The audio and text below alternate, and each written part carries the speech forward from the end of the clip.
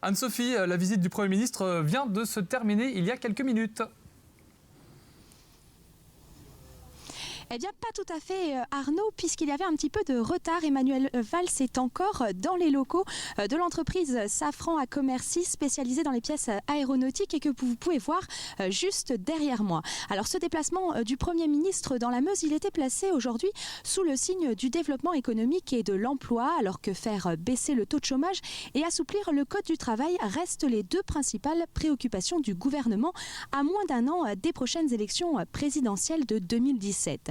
Alors Manuel Valls, dans un premier temps, vous le disiez tout à l'heure, s'est rendu à la gare TGV de Meuse, effectivement, puisque c'est à quelques mètres seulement que devrait s'installer l'entreprise chinoise Inessa, spécialisée dans la fabrication des LED, ces ampoules à basse consommation. Alors pour installer sa première usine hors du territoire chinois, cette entreprise a choisi la France et plus particulièrement la Meuse, et bien tout simplement en raison d'une situation géographique privilégiée au cœur de l'Europe et surtout à moins d'une heure en TGV de l'aéroport de Roissy-Charles de Gaulle. Je vous propose tout de suite d'écouter les explications du directeur d'Inessa, monsieur Zueng Shen-Han, que nous avons rencontré un peu plus tôt dans la journée. Non, parce que il y a plusieurs endroits où on essaie de voir, mais ici c'est comme très très pratique. C'est rapidement pour entrer à Paris, on est à 1 heure de Paris en TGV. Et aussi, comme on a A4, c'est pas très très loin. Et ici en plus, c'est tout en nature.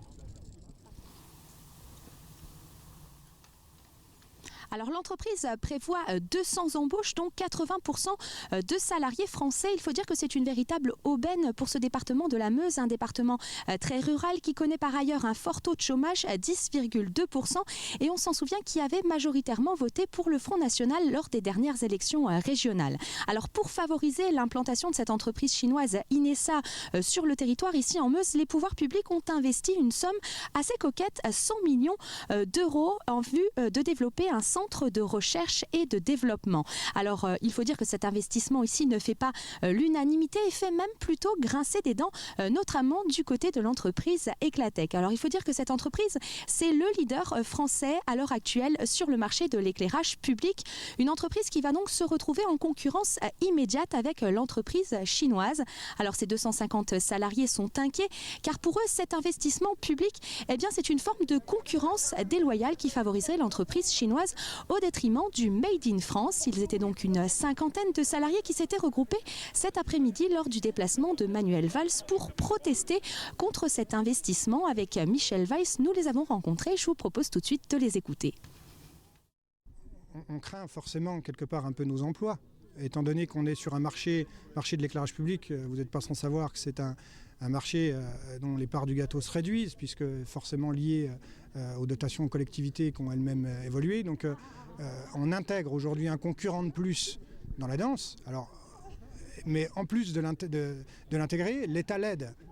Donc quand vous avez un nouveau concurrent qui arrive, forcément, vous avez peur pour vos emplois. Alors, je ne vais pas dire ce que je n'ai pas dit, c'est pas ce que je veux qu'il reste, c'est qu'aujourd'hui, on n'est pas contre la concurrence, puisqu'elle existe déjà et on a appris à vivre avec, puisque ça fait plus de 85 ans qu'on fait ce métier-là, mais on veut juste que ce soit loyal et que tout le monde soit sur le même pied d'égalité. On a l'impression que vu les moyens qui sont mis en œuvre aujourd'hui, pour une entreprise qui n'a même pas vu le jour, on ne sait même pas quels produits font, on trouve que le Premier ministre Matignon, l'Élysée,